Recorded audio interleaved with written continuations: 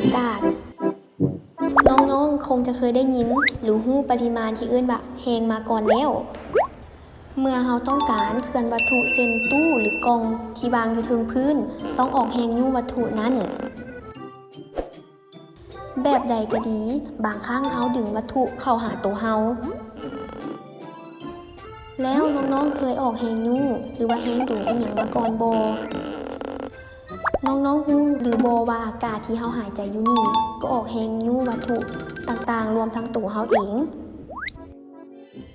ซึ่งเราเอิ้นว่าแฮงดันอากาศการที่จะพิสูจน์ได้ว่าอากาศนี้มีจริงหรือบ่เรามาทดลองด้วยการนำใส่ภาชนะที่มีฝาปิดเช่นตุกน้ำแล้วเฮ็ดให้ร้อนขึ้นโดยการนำเอาน้ำร้อนมาเทใส่กระตุกน้ำจากนั้นสั่นแล้วเทน้ำออกอากาศในกระตุกน้ำจะถูกไล่ด้วยความร้อนเมื่อปิดฝาในกระตุกน้ำในขณะที่ยังร้อนอยู่นี่แล้วถ้าให้กระตุกน้ำเย็นขึ้นน้องๆคิดบ่ว่ากระตุกน้ำนั่นจะเป็นแนวใด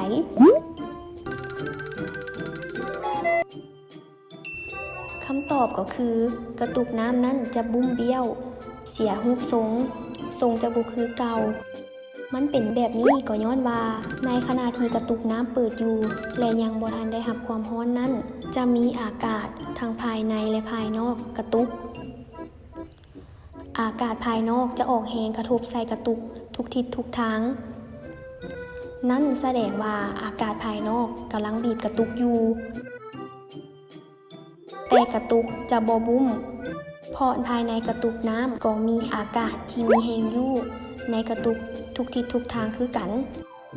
แรงบีบจากอากาศภายนอกจึงสมดุลกับแรงดันอากาศภายในเมื่ออากาศในกระตุกถือความร้อนไหลออกมาแต่อากาศที่อยู่ภายนอกก็ยังออกแรงบีบกระตุกอยู่แต่เทื่อนี้จะบ่มีแรงดันอากาศภายในมาหักล้างจึงเฮ็ดให้กระตุกบุ้มเบี้ยวเสียทรงไป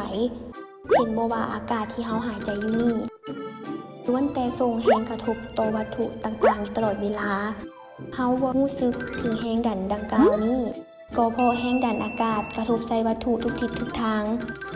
แรงเหล่านี้จึงหักล้างกันไป